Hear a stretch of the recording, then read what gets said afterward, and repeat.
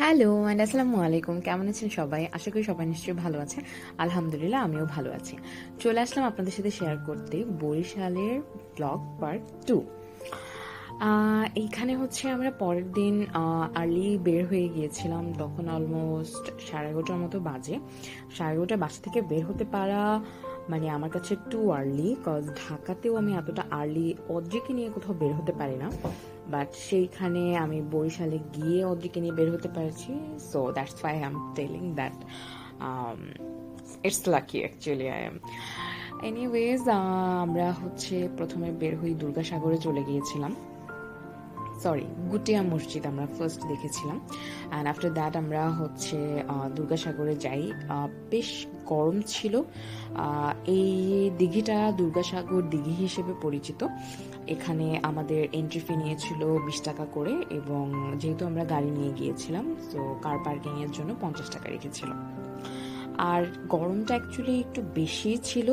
আমি বলবো যে মানে বাংলাদেশে যে গরমটা পড়লো খুব বেশি, সেই টাইমটাতে আমরা বলতে গেলে বরিশালে গিয়েছিলাম। সেটা আমাদের জন্য ব্যাড লাক।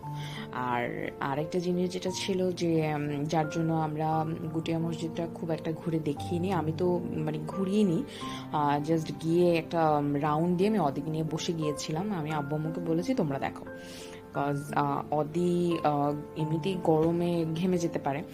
আর হচ্ছে যে ছাতা ক্যারি করিনি, সো আমি ওকে নিয়ে রিস্ক নিতে যাচ্ছিলাম না, কারণ আমার মেয়ে অল্পতেই ঘেমে যায়।